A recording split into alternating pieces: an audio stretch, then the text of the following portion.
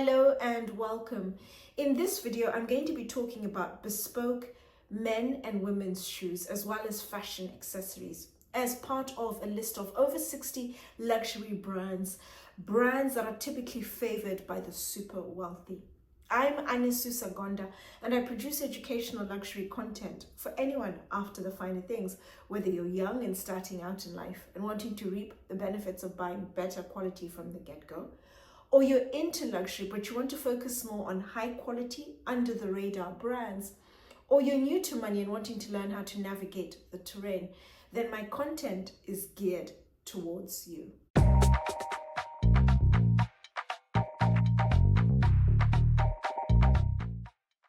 My first group of brands are men's bespoke shoe brands. First is a Parisian brand called Cote. My second is an Italian brand called Stefano Bema. My third is a Romanian brand called St. Crispin's. Fourth, three British brands, Edward Green, Graziano and Girling, and John Lobb London. And then my last two brands are Japanese brands. I have a lot of respect when it comes to Japanese designers, because I feel the Japanese within the luxury space, they just take things to a whole different level. They are incredibly detail focused. So you will find when they're at the top end of the market, they'll typically train in Europe, for example, and then go back to Japan once they've literally perfected their craft. And then they really focus on intricate details when it comes to whatever product they're producing, they're creating, they're crafting, whether it's bags or shoes, for example. And not only do they focus on intricate details, but on executing them literally to perfection. And I have such respect for the Japanese. Japan is on my wish list. I hope to go one day soon. And when I do go, by the time I go, I will have put together an incredibly well thought out list of designers I will see across all product groups, not just leather goods. See who's out there, just have a good chat. One thing I'm struggling with at the moment is just the language barrier with some of them, but you can overcome that with a translator. But the two I'd like to recommend, the first is Yohei Fukuda. Yohei is in London often. He's in London 3, possibly even 4 times a year. He travels quite a bit, travels into Europe. He goes on to continental Europe. I know he's in Paris. He goes on to Switzerland. I'm not too sure which city, and I think maybe a number of other cities on the continent. But he does come to London, and he typically will host his trunk shows via Hackett, and they're worth going to. He is just someone who's incredibly kind, in typical Japanese fashion, gentle, very softly spoken, but he's absolutely amazing at his craft. So Yohei Fukuda is my first. And the second recommendation is Hiro Yanagamachi. I first came across Hiro's work in New York at Le Fort. Le Fort is a wonderful boutique, menswear boutique located in the West Village in New York. It's owned by Stephen Tafal, and Stephen is wonderful. He is incredibly experienced. He's someone who's very softly spoken, but my goodness, he knows a lot.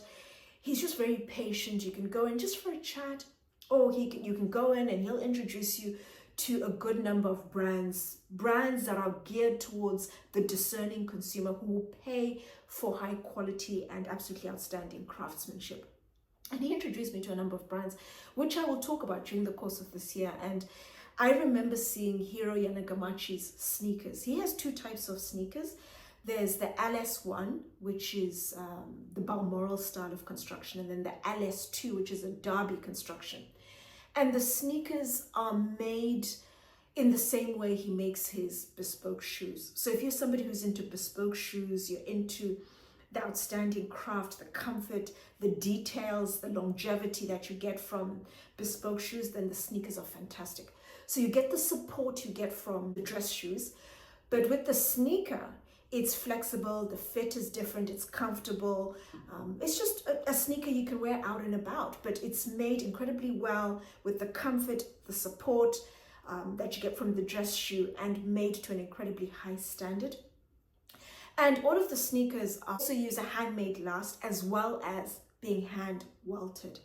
With the hand welting, you get the upper on the sneaker, and then the inner is a leather sole, and then the outer sole is a rubber sole. So you get that flexibility when you're walking. But because it's hand welted, it's handmade, when the sole wears through, they're able to remove that and replace it. So you will get mileage. It's an heirloom sneaker that you will wear and you'll be able to pass on, and the next person will be able to pass on as well, because they use incredibly good quality leathers to begin with. The sneakers, two different prices. If you focus just on the suede, whether it's LS1, LS2, it's $1,500. And then you have the light calfskin, black calfskin, and also kudu, and that's $1,650 US for that. And they create sneakers for both men and also women. I'm a size 2, 2.5, and they didn't have that size when I went into Lefort, but they had a size 3, just a smidge too big. But I tried it on for the comfort and just to get a good feel of it. And if you're somebody who's in that price point, who likes the style and you want nothing but the very best, an absolutely outstanding sneaker in terms of just the material they've used, absolutely exceptional quality leathers, the very best. And then of course, phenomenal craftsmanship. You really can't go wrong with the LS1 or the LS2 sneaker from Hiro Yanagamachi. But of course, he has a whole host of other bespoke styles, dress shoes he creates, but the sneaker came about because of lockdown and a lot of people were at home, but they wanted something that was still well made, comfortable, that felt a little dressy. They're working from home, but you still want to look good and well put together.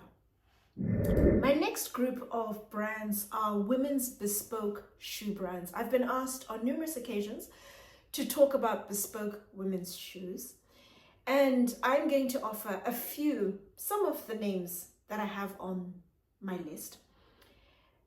I have 2 videos I'm creating. One is focused on British brands, British-based brands. And then the second is going to be more of the continental brands. I have a couple of French brands, but I would like to include possibly a Spanish, Italian brands as well. So if that's something of interest, do subscribe so you don't miss out. But in this video, on my list, I'm going to recommend on the British side, the first is Emmy London. And they have a lovely showroom located on Fulham Road in Chelsea. The second is a Japanese shoe designer called Emiko Matsuda. How Emiko works is she will recreate a men's bespoke shoe style for a woman. So she recommends go off and see or take a look at some of the men's shoes and let me know what you like, and I can replicate something similar. So the brands I mentioned earlier, the men's bespoke shoe brands, Edward Green, Gatiana Girling, and so forth. I will talk about those brands in detail because the video will be applicable to men and also to women. And then the next recommendation is a British brand called Caroline Groves. I like Caroline Groves because, like all the brands I'm going to talk about within the bespoke section, they all bring different styles of shoes. So there's a lot of variety, a spoiled for choice when it comes to bespoke shoes. And Caroline Groves is different in that she's focused on designs where the heel is largely what I would call the toilet bowl inspiration. So the shape of the heel is like the toilet bowl. I'm sure there's a correct technical term, which I'll find out before the video, but her styles gravitate around that. And you typically will go in with a style you like, and she will work around her custom heel. And then the final recommendation in this section is John Lobb London. They recreate their men's styles for women. They modify certain elements and sizes and so forth. And separately, there is a brand called Paul Harnden. And Paul Harnden is a bit of a cult brand when it comes to shoes. He is a bit of an enigma and he has a cult following. And he's somebody who nobody really knows. It's incredibly difficult to ever meet or talk with him. And he has a boutique he works with in Northern Ireland. That is where you order your shoes through. And I'm trying to learn a lot more about the brand. So by the time I get to my bespoke video, hopefully I'll be able to talk in more detail about Paul Harnden. But I wouldn't hesitate to recommend his shoes. And they are the type of shoes, somebody who has cult-like interest in shoes, in a designer within the fashion space, you want something different but incredibly well made, then Paul Hunden is part of this group. On the European side, there is Philip Atienza, and he works with Laura Pinto. Philip Atienza in his atelier is focused on men's shoes, and on the women's side, he works with Laura Pinto, and I've been to see them before, and I really like their concept. Again, they're bringing in variety. You typically go in with your own style, and they'll help recreate that. What's also interesting is that Laura Pinto can create high-heeled shoes as well, something that quite a few designers I noticed try and err away from. But I like Philip Atienza a lot, and I'll talk about him in the future. He's someone I see as a godfather within the shoe space. He's been around for a long time. He's mature, he's experienced, incredibly seasoned. He's actually been in charge of Massaro, the next brand I'm going to talk about. And I think he may have been at John Lobb. So in terms of experience, absolutely outstanding. His work is beautiful, and he's just someone who's more of an elder statesman within the shoe space. And then the last recommendation is a French brand called Massaro. Massaro is a brand in its own right, focused on custom pieces, but they do create Chanel's custom shoes. And I'll talk about that brand as well in detail during the course of the year.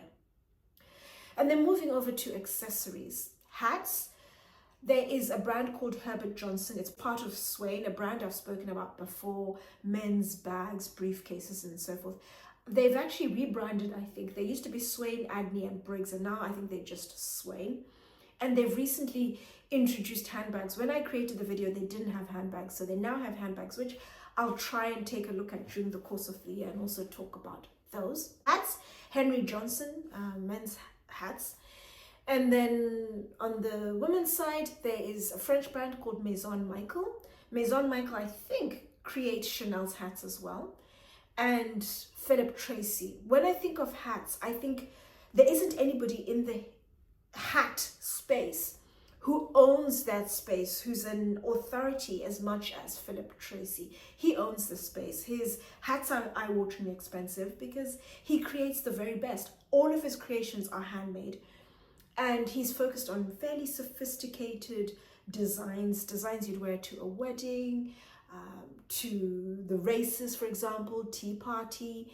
If you're invited to the King's tea party, for example, he would be perfect. Incredibly expensive. He's somebody who Catherine, Princess of Wales, really likes, but his work is absolutely outstanding. He is the top end. He defines the space. He owns it. And then moving on to the next accessory, umbrellas. Last year, I stumbled upon a brand in Florence called Francesco Maglia. He creates the most exquisite handcrafted umbrellas. He crafts the handles on site, and then they use waterproof material that's sourced locally in Florence. And his umbrellas are absolutely beautiful as a gift to use. If someone has everything, typically with wealthy people, they have everything money can buy, but you just want something different. It is expensive, but you truly get what you pay for. But what's outstanding about this brand is just the exceptional quality of their umbrellas. Umbrellas are something that people lose a lot of, but if you're someone who wants a good umbrella, you're good at looking after things, you're in a place where you'll get usage, I cannot recommend Francesco Maglia's umbrellas highly enough. And then the last accessory is socks. Socks complete an outfit. Socks can be really fun, especially in the United Kingdom. I see a lot of men wearing incredibly colorful or heavily patterned socks. They're a bit of a statement piece. You wear something fairly simple on top, and then you have the socks that pop out. And there is a store I stumbled upon in Paris. It's in the 15th arrondissement. And the first time I went to the store, it's away from a lot of the brands I talk about. So it was a bit of a schlep for me to get to. And I nearly didn't go, but I'm so glad I went. If you're somebody who likes socks, or somebody who is discerning, this video is for the discerning consumer. You're somebody who has spent a lot on the entire outfit, your shirt, the suit, the shoes, then you need to maintain the high standard. There's a French shop called Mes Chaussettes Rouge. It's a must. And when my schedule permits, I always try and wander over, and sometimes just to look at the socks and chat and just have a good time. And who knew socks are either knee length, mid length, they can be a very fine material or a thicker, more durable material, different colors, different patterns. You're spoiled for choice. Whatever you want, they have. They have some of the best brands in there. Bresciani, Gamarelli, that's worn by the Pope, and I remember getting a red pair of socks for myself. And they have their own brand, Mazarin. It is a must. If you're into socks, if you dress incredibly well, you have to complete your outfit with May Chaussette Rouge. You can buy online, but if you're ever in Paris, please go over and take a look. So those are my brands within bespoke men's, women's shoes and accessories. If you have any other brands to add within the categories I've covered in this video, please do so in the comments down below.